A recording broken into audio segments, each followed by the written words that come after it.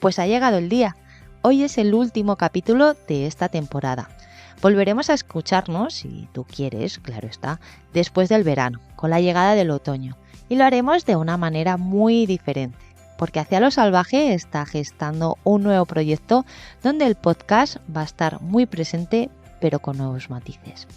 Todavía no puedo contarte mucho, aunque me muera de ganas, pero creo que es mejor para poder respetar y disfrutar del proceso de dar a luz a esta nueva criatura. Pero, siempre hay un pero, ya sabes. De alguna manera sí me gustaría dejarte un pequeño aperitivo de por dónde va a ir la cosa. Lo haremos en este capítulo, un capítulo que va a ser una invitación a despertar a la mujer salvaje que llevas dentro. A rescatar tu instinto más puro, esa sabiduría ancestral que está dentro de ti y que el ritmo tan acelerado, productivo y lineal que llevamos hoy en día no nos permiten escuchar, cuidar y atender. ¿Estás lista?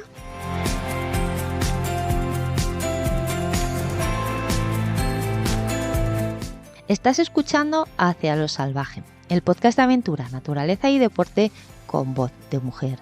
Yo soy Ana Cortés y durante los siguientes minutos te invitaré a disfrutar de la naturaleza de forma activa, consciente y responsable para que te sientas mejor por dentro y por fuera. Tu dosis de vitamina salvaje ya está aquí, así que sube el volumen que arrancamos.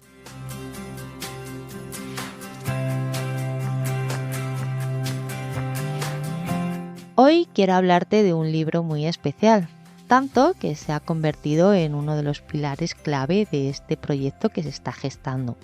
Es más, no es solo mi brújula, sino el hilo para tejer redes con otras colaboradoras que van a hacer brillar todo esto que está por llegar. Hoy, en este podcast tan especial de despedida de una etapa y siembra de otra, la sección de mujeres inspiradoras va dedicada a un libro que quizá te suene. Mujeres que corren con lobos. Bien, pues arrancamos hablando de su autor, Clarissa Pinkola Estés. Es psicoanalista junguiana, poeta galardonada con diversos premios y contadora guardiana de los antiguos relatos de la tradición latinoamericana. El libro salió publicado por primera vez en 1992. Desde entonces se ha convertido en un libro de culto para muchas mujeres que buscan reconectar con su naturaleza instintiva y encontrar la fuerza y la sabiduría necesarias para enfrentarse a los desafíos de la vida moderna. La obra está dividida en 3 partes y cada parte a su vez en capítulos que se enfocan en diferentes mitos, cuentos y leyendas de diferentes culturas. A través de estas historias, la autora explora temas como la relación entre las mujeres y la naturaleza, el amor y las relaciones y el papel de la creatividad en la vida de las mujeres. La primera parte del libro se llama La cazadora y la presa. Ilustra cómo las mujeres pueden aprender de los lobos a conectarse con su naturaleza instintiva y encontrar la fuerza necesaria para perseguir sus objetivos. La segunda parte del libro, Canto de la mujer salvaje, donde refleja cómo la creatividad puede ayudar a las mujeres a expresar su verdadero yo y encontrar su camino en la vida. La tercera y última parte, Regreso a la vida, se enfoca en la relación de las mujeres con la muerte y la transformación, cómo podemos enfrentarnos a los desafíos de la vida y encontrar la fuerza para seguir adelante incluso en los momentos más oscuros. En fin, no te cuento más porque lo que realmente me gustaría es que este verano consideres su lectura o su relectura. Es un libro que ha sido elogiado por su capacidad para inspirar y empoderar a las mujeres. Uno de esos libros que hay que leer.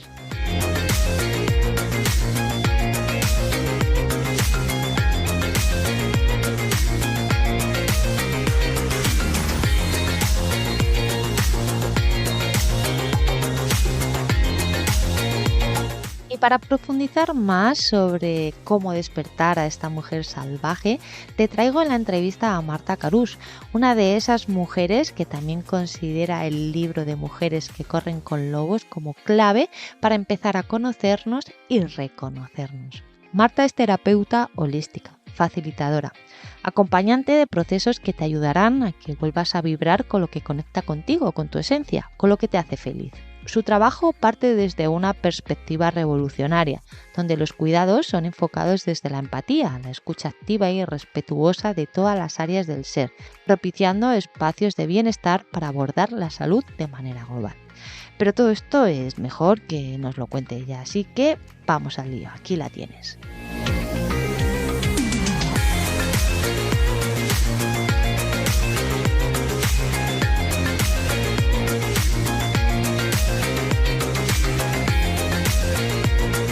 Bueno, Marta, bienvenida al podcast de Hacia lo Salvaje.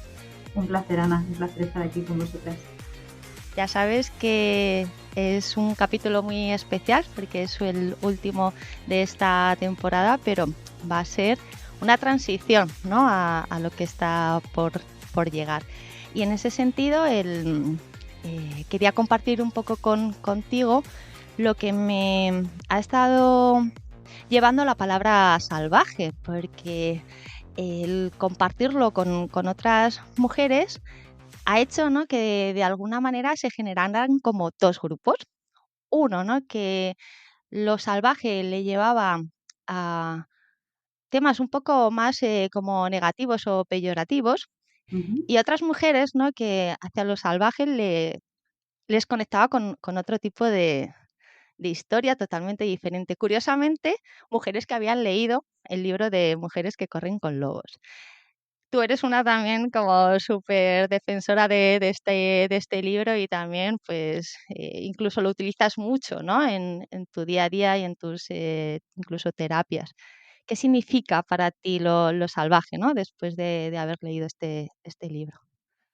Pues mira, para mí la palabra salvaje significa salvarte, ¿no? Es ese momento en el que de repente reconectas con tu pura esencia para saber quién eres en este momento presente, ¿no?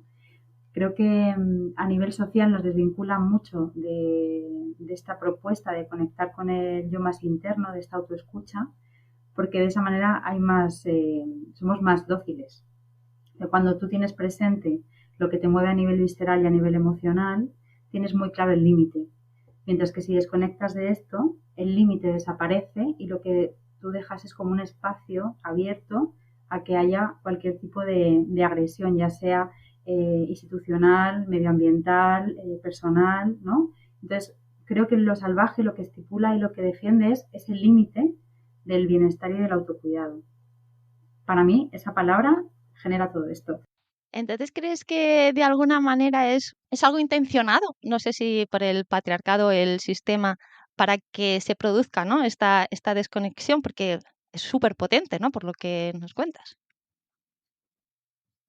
Yo creo que no sé si es consciente o inconsciente, pero sí que hay una articulación de que desvinculemos de esta parte salvaje, porque en el momento en el que el cuerpo vincula, no puede hacerle daño a otros seres, incluido el medio ambiente, ¿no?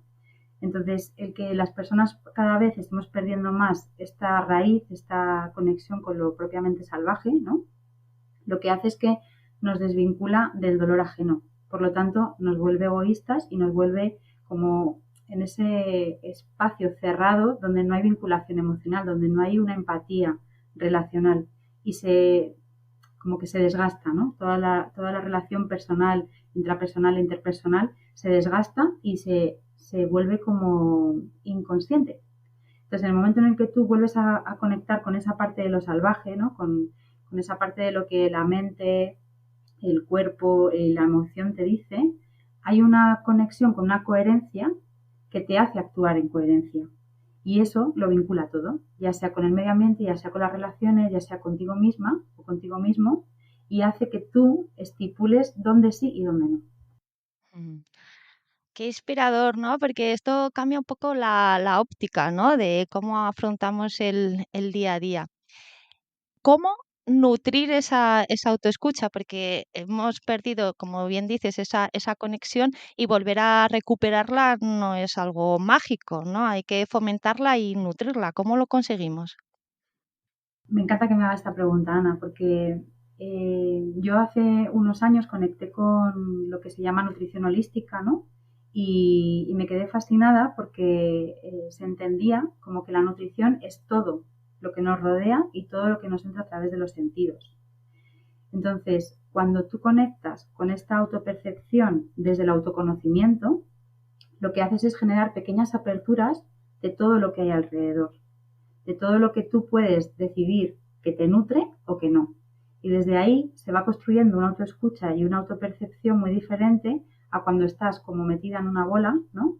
En el que todo lo que te dicen está bien, no hay como una crítica constructiva, no hay una crítica consciente a lo que tú necesitas y por lo tanto como que se vincula esa parte con lo que necesitas y lo que sabes que necesitas. No sé si me explico, esto es un poco complejo, ¿no?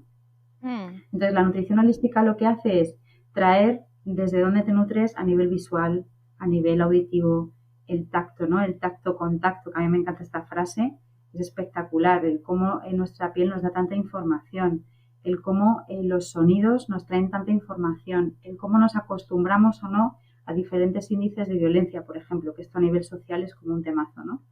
Y luego el tema de cómo nos nutrimos a través de los alimentos. ¿Qué tipo de alimentos consumimos? ¿Desde dónde vienen? ¿Cómo vienen?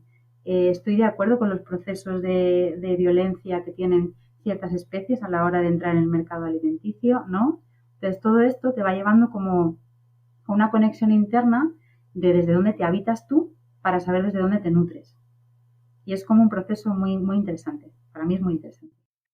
Sí, y súper complejo, ¿no? Porque cuando hablamos de nutrición, efectivamente, como que nos vamos al alimento como, pues eso, a la fruta, ¿no? A las proteínas, ¿no? A todo este tipo de cosas, pero si concebimos el alimento, ¿no? Como algo mucho más holístico, ¡buah! Ahí la esfera pues aumenta muchísimo, ¿no? Desde por lo que hablamos, ¿no? Qué medios de comunicación consumimos, ¿no? Además es que la propia palabra de consumir nos lleva un poco también a esto, ¿no? A la alimentación.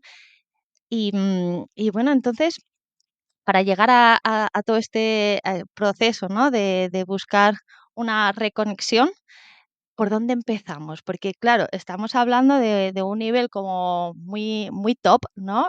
De cambiar absolutamente la mirada en todo lo que hacemos y todo lo que abordamos, ¿no? Incluso lo que decías, ¿no? Del entorno, qué importante es, ¿no?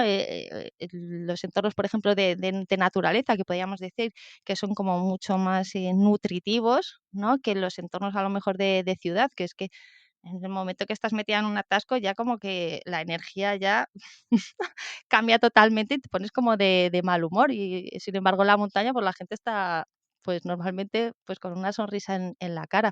Entonces, como para darnos cuenta de todo esto que nos está afectando de manera negativa, porque esto también en el libro es como muy importante, de parece que estamos bien, pero en el fondo no sé lo que me pasa.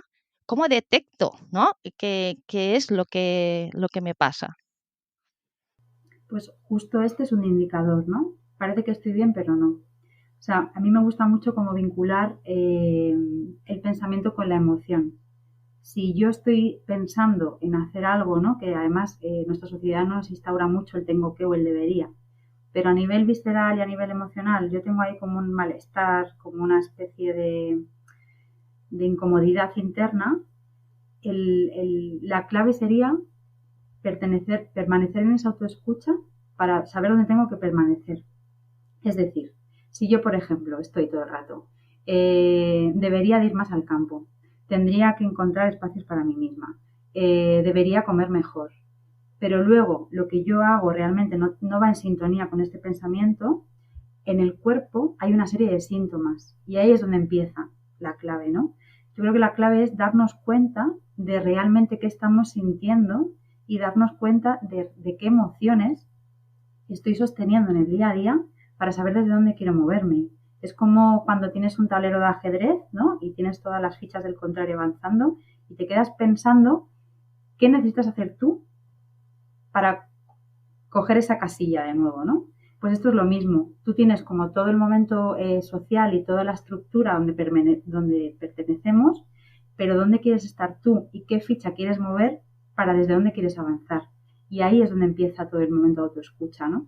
Este momento en el que se vincula un malestar que genera un síntoma y ese síntoma empieza a darte una serie de indicadores para que tú hagas caso. Porque Cuando conectamos con lo salvaje es una propuesta súper potente porque el cuerpo nos habla. Hay una frase por ahí de una canción que dice que el cuerpo chilla lo que la mente calla. Y es real. Cuando tú el cuerpo no para de tener sintomatologías, ojo, hay que parar, porque hay que generar una autoescucha. Algo no estamos haciendo en sintonía con lo que tengo que venir a hacer o lo que he venido a desarrollar en el día a día, ¿no?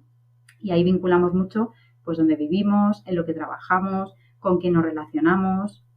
Y empieza ahí como una especie de juego interno, que además a mí me gusta mucho compararlo como con el juego de las mariposillas estas del estómago, en el que empiezas a saber que hay algo que estás haciendo bien, porque hay una motivación interna como interesante. Y ahí es donde empieza el camino. Sí, un camino, ¿no? Que es una maravilla recorrerlo y una vez que pones esa brújula, pues te vas dando cuenta, ¿no? Cómo va afectando a otras esferas de la vida y pues vuelve a conectar todo y conseguimos esa coherencia. Y es que es cuánta verdad, ¿no? Porque el cuerpo muchas veces se da cuenta de lo que está pasando mucho antes que la mente, pero claro, como vivimos en el hacer y en el ¿no? Marcar el tic de toda esta lista de cosas que nos imponemos que tenemos que hacer, pues no paramos, ¿no? Y esto también es como muy fundamental, no paramos porque no nos encontramos nada bien en el parar, ¿no? Estamos educadas en el hacer y en el parar es como una pérdida de tiempo, ¿no? No estamos en ese sentir, ¿no? Tan fundamental para empezar a hablar de otro tipo de sabiduría, ¿no? Que es la del cuerpo. ¿Te llegan muchas personas aceleradas a la consulta? Sí, muchísimas. Yo fui una de ellas, ¿eh? Entonces sí que es verdad que yo sí que es verdad que soy una persona muy, muy activa, que comúnmente nos ponen la etiqueta de hiperactividad, que esto es otro temazo, que si quieres en otro momento hablamos de las etiquetas, pero en el momento en el que bajamos a este espacio de respirar y ver qué es lo que está diciéndonos el cuerpo, a partir de ahí ya empezamos. O sea, realmente no es tan complejo. Parece muy complejo porque Mm, a nivel de palabra y a nivel de pensamiento es como si estuviésemos como en otro paradigma, pero realmente ya lo hacemos. Lo que pasa es que no somos conscientes de cómo respiramos para con nosotras mismas y con nosotros mismos. Y ahí es donde está la clave, ¿no? Entonces, a medida que van viniendo, sobre todo mujeres, porque sí que es verdad que mi espacio de acompañamiento está muy enfocado a las mujeres y a desgranar y a desmontar todo este sesgo de género, ¿no? Que nos imponen y desde ahí crecemos y maduramos, eh, el, el momento más crucial es en el que le preguntas a la persona, ¿cuánto tiempo pasas sola? Y se quedan en un silencio absoluto y la mayoría, por no decir el total, te dicen ninguno. Y ahí es donde hay que empezar, ¿no? Busca espacios para ti contigo. Porque la sociedad y además las mujeres, como nos han educado en el dar para afuera, nunca hay un aterrizaje del dar para adentro. Entonces no hay esa gotita que dice, oye, ¿y tú cómo estás? Oye, ¿y tú cómo te sientes? Oye, ¿y qué necesitas? ¿No? Entonces, cuando empezamos ya a generar este tipo de preguntas, es como que se empiezan a abrir puertas de autoconocimiento y de aterrizar. ¿Qué pasa? Que muchas de esas puertas lo que generan es un cambio en todo el entorno, como bien decías tú. Y muchas veces hay como un cierre de una normalidad, y la entrecomillo, de algo que realmente no era para ti. mm. Y ahí es donde empieza como toda la revolución. Sí, no sé si es en este libro o en otro porque no lo recuerdo bien, pero decía como que las cárceles que nosotras mismas nos construimos son como las más peligrosas, ¿no? Porque de alguna manera las decoramos para como sentirnos a gustito ahí. Me ha parecido súper interesante que has mencionado que yo también estuve allí. Me gustaría que nos contaras cuál ha sido tu camino y después el por qué estamos viviendo esta crisis de cuidados. Te diría que parece que es como otra vida, ¿no? En el que todo el rato tenía que llegar a el trabajo, tenía que llegar a otra cosa. En las relaciones tenía que llegar a otra cosa. Era como que cada vez que llegaba a un espacio donde a mí había querido estar o había querido conseguir X cosas, llegaba y era una insatisfacción absoluta. Entonces era como un estado de malestar constante y de sentir que no era suficiente. Claro, el tema fue cuando ocurre una historia muy concreta en mi vida personal y decido empezar terapia, ¿no? Y la terapeuta lo primero que me pregunta es una de, ¿por qué crees que te sientes así? Y dije, vaya, ¿te puedes creer que no me lo he preguntado nunca? Entonces, ¿no? Como que empiezas a desgranar desde dónde viene tanta exigencia y por qué se busca la exigencia de manera externa, ¿no? Y es donde empiezas a identificar toda esta cultura patriarcal, todos estos sesgos de género que nos imponen de cómo debemos ser y de cómo debemos actuar frente a tu propia naturaleza. Yo siempre he sido una mogli de la vida. O sea, a mí me encantaba estar en medio del verde, en los árboles, me encantan los animales, pero a medida que fui creciendo, ¿no? En mi familia había una frase que a mí me resuena todavía ahora y de hecho hay muchas mujeres que acompaño que la repiten, que es una de las señoritas no se comportan así. No puedes seguir jugando. Cuando eres mujer ya no puedes disfrutar. Y yo decía, wow, ¿y no puedo volver al campo a hacer la croqueta? A mí es una cosa que me encanta hacer la croqueta en medio de la hierba, ¿no?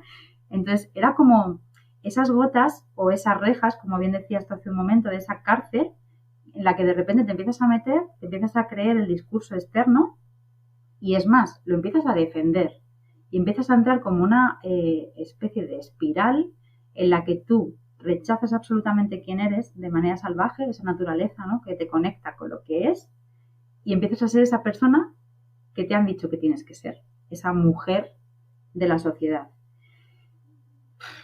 Pues acatombe vital y momento de yo no puedo seguir así. Entonces sí que es verdad que mi cuerpo empezó a generar síntomas de malestar que empezaron a ser como pequeñas enfermedades a las que yo empecé como a investigar y a partir de ahí empecé como mi caminito, ¿no? A mí me gusta mucho como visualizar el caminito de las baldosas amarillas del Mago de Oz, me parece la mejor metáfora del mundo, porque yo cuando pude visualizar la primera baldosa dije, amiga, es que este es mi camino. Yo las baldosas grises no las quiero. Y ahí empezó un cambio muy, muy profundo, la verdad. Jo, pues me siento súper identificada con tu historia porque yo también, pues, vengo un poco de ahí, ¿no? Yo estaba en Madrid trabajando en una oficina y yo siempre decía que iba disfrazada, porque Marta, tenías que ver andar con esos tacones, o sea, es que era una cosa, digo, pero es que por más que lo intente, no, ponme unos carrampones, ya verás qué bien me muevo. Y yo le decía, digo, pero si me puedo mover por la nieve, tal, pero es que no, o sea, era imposible el tema, o sea, y esa sensación de ir disfrazada, pero ya no solo con la vestimenta, sino en la forma de ser, en la forma de comportarte, ¿no? Y veía que iba como cumpliendo todas esas etapas y objetivos que supuestamente el sistema te dice que tienes que pasar para llegar a esa felicidad, éxito, lo que sea, y dices, no, o sea, yo cada vez siento la mochila más pesada. O sea, vale carrera, vale una máster, vale casa, vale trabajo, vale ascender. ¿Y qué? Si es que cada vez voy como a peor, ¿no? Y en la naturaleza fue donde, pues es en esa búsqueda, ¿no? De lo salvaje, fue cuando empecé ya no solo a encontrarme mejor, sino a descubrir el camino. Y es que también, ¿no? A medida que vas avanzando, ¿no? Yo también me gusta siempre la metáfora de la linterna. Y es que una linterna alumbra como 10, 20 metros y cuando has cubierto esos 10, 20 metros te vuelve a alumbrar, ¿no? Otros 10, 20 metros, ¿no? Que muchas veces, pues eso, vemos la cima de esa montaña como muy lejana, pero si vamos caminando pues poco a poco se va acercando y empiezas en el camino como, ¿no? A recuperar ese bienestar. Pero como bien dices, ¿no? O sea, nos ha pasado a ti, nos ha pasado a mí, nos pasa a un montón de mujeres por esta crisis, ¿no? De los cuidados. Cuéntanos un poquito más en profundidad en qué consiste. Pues esto es como una especie de mini revolución que ha empezado como a ser una revolución, una pequeña gran revolución, ¿no? Como dicen por ahí en la canción también, en el que intento aterrizar que la crisis de los cuidados está en absolutamente todos los ámbitos de la vida. La palabra cuidado se ha externalizado hacia donde una persona cuida a otra, ¿no? Y de hecho hay un negocio que tiene que ver con esto y gracias a cómo van los movimientos, se puede llegar a profesionalizar, ¿no? Y se está profesionalizando este cuidado hacia las otras personas, que no sea algo impuesto por nuestro sesgo, ¿no? Pero el paradigma de los cuidados va un poquito más allá. Es como generar esa gota, es como cuando tiras una piedra en un lago que se empiezan a hacer como ondas, pues esto es el paradigma de los cuidados, es ver y aterrizar que lo ocupa todo. Ocupa las relaciones personales, ocupa las relaciones sociales, las políticas, las filosóficas, las de salud, las propias, ¿no? Las de autocuidado, las del medio ambiente, todo. Entonces, ¿qué nos está pasando para que de repente nos hayamos desvinculado tanto de la escucha, del bienestar general, para entrar en ese egoísmo y que nos dé igual todo? Eso es lo que yo intento como generar desde esta propuesta de un nuevo paradigma de los cuidados, que no tengamos la atención solo puesta en el yo, sino en todo lo que tenemos alrededor. Es como la nutrición, ¿no? Que hablábamos al principio de nuestro encuentro. Es importante saber que todo, desde el paradigma de los cuidados, lo que genera salud. Y esto suena muy friki, muy utópico, pero si realmente una sociedad genera esa simbiosis entre el autocuidado y los cuidados, no habría guerras, porque no querríamos en ningún momento ni ocupar territorios, ni quedar por encima de nadie, ni generar violencia sobre nada. Todo iría como en una sintonía muy desde el amor y desde los cuidados, ¿no? Que se nos olvida que, que cuidar no es maternar, que esto también es un debate muy intenso que me preguntan mucho, ¿no? Pero los cuidados van enfocados a la maternidad, es una de no. La maternidad es otro foco de los cuidados, ¿no? Y cómo se materna o se paterna también. Pero es como ese abanico en el que toda la vida entra dentro. Es que, Marta, somos interdependientes, ¿no? Porque parece que los cuidados los necesita solo pues un bebé cuando nace o una persona mayor, pero necesitamos cuidados a lo largo de toda nuestra vida. Nos han querido no imponer esto de que somos independientes y autónomos y es una auténtica mentira porque necesitamos a otras personas para seguir con vida, ya sea porque nos enfermemos, ya sea porque de alguna manera pues tengamos alguna dolencia, todos nos tenemos que cuidar entre todos. Ya ha habido una cosa también súper importante que has dicho, que ya no solo es las relaciones sociales, sino también la relación con el planeta, ¿no? Con la Tierra y todo este saqueo, ¿no? Que estamos produciendo, se está convirtiendo, se está traduciendo evidentemente pues en guerras. Si tuviéramos la naturaleza mucho más presente y fuéramos conscientes de que somos ecodependientes, pues ya empezaríamos a hablar desde otro lugar. Y en ese sentido, me gustaría poner encima de la mesa, ¿no? Que igual que esta crisis de los cuidados está afectando más a las mujeres, ¿no? Porque de alguna forma, no porque estemos, como dice Yayo Herrera, de alguna manera genéticamente más preparada, porque no, o sea, todo el mundo puede ejercer la tarea de los cuidados, pero sí que pues históricamente nos hemos encargado más de ello. Pero es que el tema de toda esta crisis climática también nos está afectando más a las mujeres. Y en ese sentido quería leerte un fragmento de un artículo de la revista Salvaje, por supuesto, no podía ser de otra manera, y es de Nicolás Oleo, que es catedrático de la Facultad de Medicina y es autor del libro Libérate de tóxicos y uno de los mayores expertos mundiales sobre disruptores endocrinos, esos compuestos químicos que afectan a nuestro equilibrio hormonal y están omnipresentes en nuestro entorno, en nuestros cosméticos y en nuestros alimentos. Pues bien, él decía: la infertilidad, la endometriosis o los problemas de regla han aumentado de una manera llamativa en los últimos años. La gente del siglo XXI ha estado expuesta a los disruptores endocrinos desde la fase uterina. El aumento de estas enfermedades no va a ser lineal, va a ser exponencial. Te leo esto también un poco para vincularlo con ese maravilloso libro del que hemos estado hablando antes de conectarnos, Rota, porque pretende también ser un altavoz, ¿no?, para cada una de estas mujeres que han pasado o van a pasar por esta situación, ¿no?, de querer ser madres y no poder serlo porque también estamos maltratando, ¿no?, en nuestro entorno y nuestro planeta.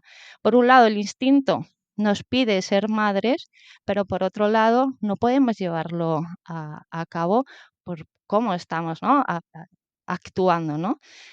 No sé, es que cómo se vive esto, Marta, porque me parece tremendo, ¿no? El hecho de estar trabajando en cómo escuchar a tu instinto y no poder darle respuesta. Un temazo, Ana, acabas de abrir un melón que se llama, ¿no? O sea, totalmente de acuerdo con el tema de los disruptores endocrinos. Esto es una cosa que ha generado un malestar en la salud psicobio, neuro, fisio, emocional, o sea que es una palabreja enorme, pero realmente altera todas las áreas.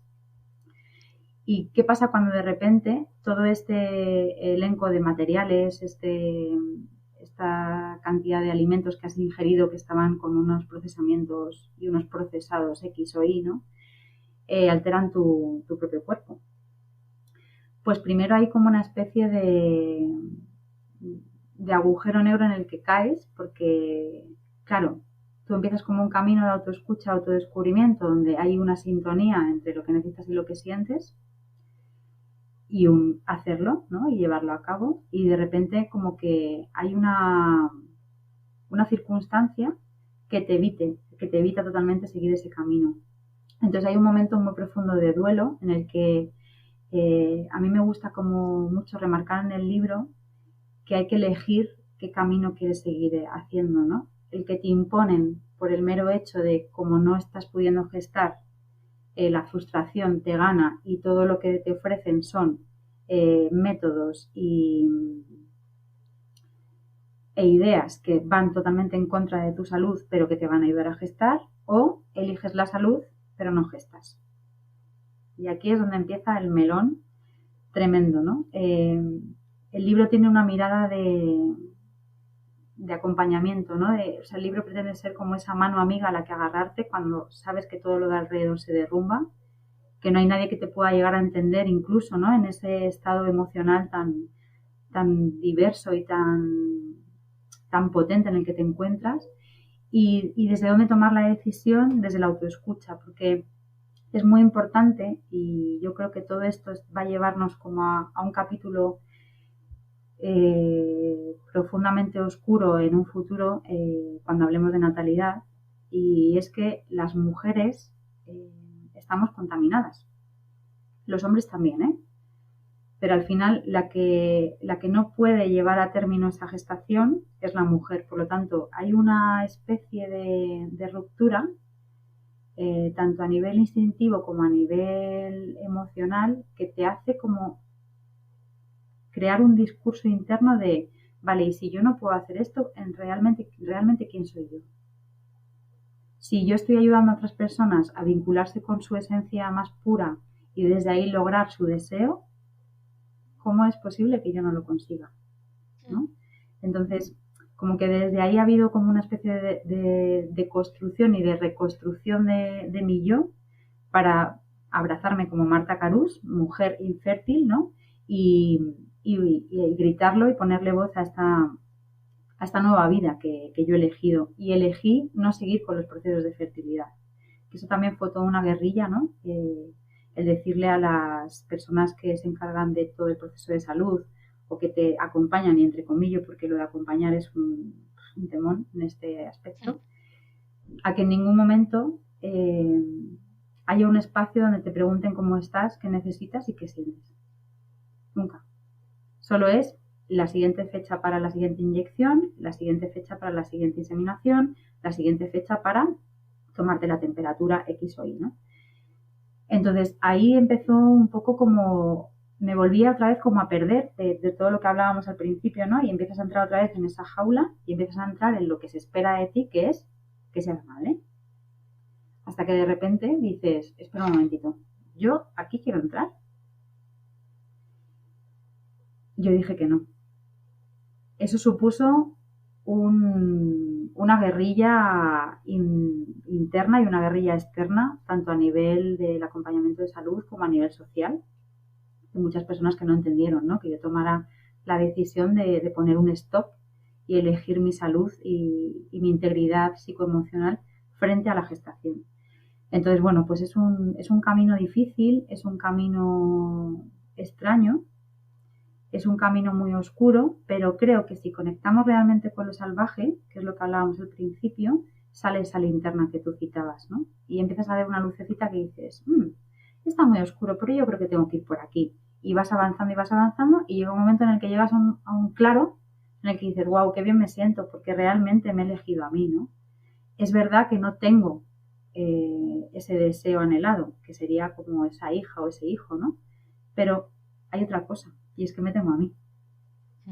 Y ese es un poco el super resumen de Rota, ¿no? Que como hablábamos hace un ratito, pues está teniendo muchísima acogida y a mí me encanta como los coloquios que se generan después de las presentaciones y tantas mujeres que expresan esto en esos grupos de desconocidos y desconocidas, dicen, yo he estado ahí, yo me he ido de esto, yo me he ido de lo otro, o incluso mujeres que han dicho, yo acabé gestando y lo que me produjo fue un rechazo hacia mi bebé, ¿no? Entonces, yo creo que estamos en un momento vital en el que las mujeres necesitamos romper los tabús, necesitamos darle voz a lo que nos ocurre y necesitamos conectar con lo salvaje para que otras puedan volver a conectar con lo salvaje, ¿no? Es como volver a ser tribu, incluso entre desconocidas, y ese apoyo mutuo de estamos aquí, queremos estar aquí y queremos estar desde un paradigma muy, muy concreto que es la colaboración, los cuidados y el amor. Nos sobra el otro paradigma. Y yo creo que esto es un acto totalmente revolucionario. Por eso hay tanta revuelta también a nivel social, ¿no? Es que has puesto el dedo en la llaga, ¿no? Porque el tema de la invisibilización de todos estos temas hace, ¿no?, que vivamos unos procesos muy en la intimidad y que el poder compartirlos, ¿no?, con otras mujeres te ayuda, ¿no? Esos círculos de mujeres, ¿no?, que son siempre tan mágicos, son súper potentes, ¿no? Y un poco es lo que nos contabas, ¿no? Con todos los coloquios que se generan después del libro. Necesitamos, ¿no?, expresarnos y necesitamos hacerlo de alguna manera con nuestras iguales, ¿no? Porque el cómo sentimos y nuestros cuerpos son totalmente diferentes, ¿no? Fisiológicamente somos diferentes. Entonces necesitamos construir nuestro discurso, ¿no? La medicina históricamente ha estado pues siempre en manos de los hombres, ¿no? El androcentrismo es clave, ¿no? En todos los estudios están hechos en base a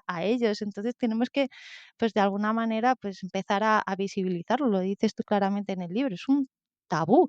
Luego, cuando empiezas a hablar, empiezas a ver efectivamente que hay más mujeres. Con el tema del embarazo igual pasa un poco lo mismo. Yo lo he vivido un poco de cerca con mi hermana y el proceso ha sido también tremendo, ¿no? De toma de decisiones, de ver, ¿no?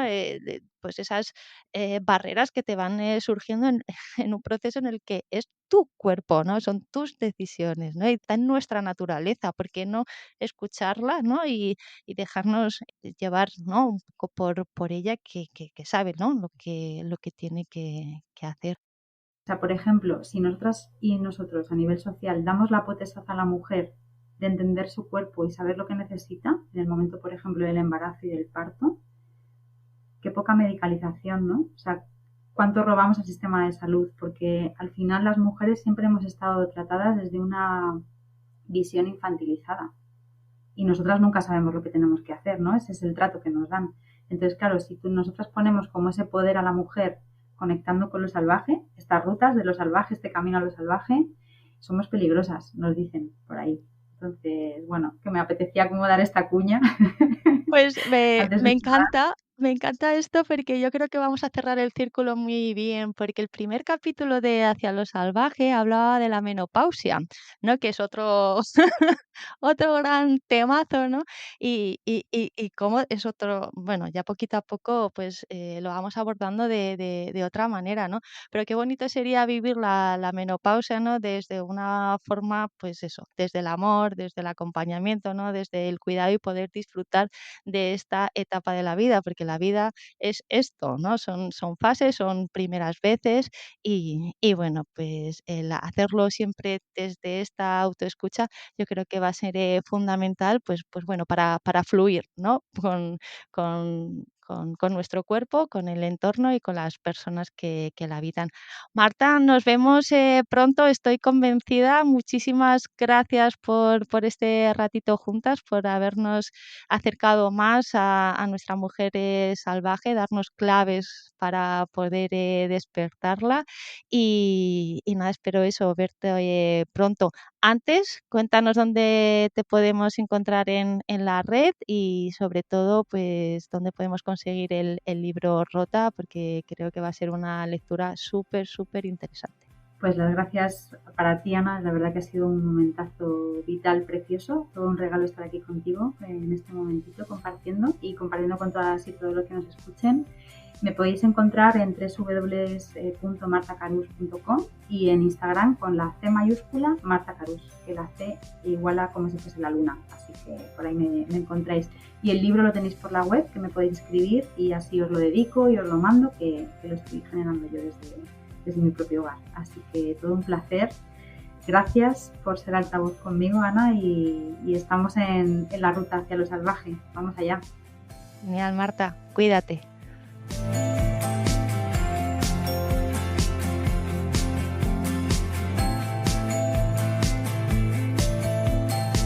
Y hasta aquí el último episodio de Hacia lo salvaje, el último además de esta temporada. Espero que te haya dejado un buen sabor de boca para profundizar en los meses de verano en esta mujer salvaje que llevas dentro, para que cuando volvamos a escucharnos, si quieres, claro, podamos aprovechar todo su potencial y darle alas de una manera muy especial.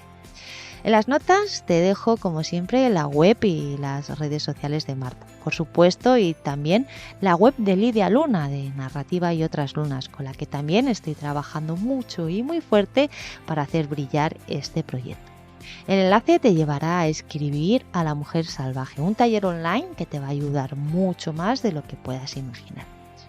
Y lo dicho, nos escuchamos después del verano con este proyecto que va a ir mucho más allá de este podcast. Así que si quieres saber más, suscríbete a este podcast desde la plataforma donde me estés escuchando o sígueme en Instagram @caminando_hacia lo salvaje.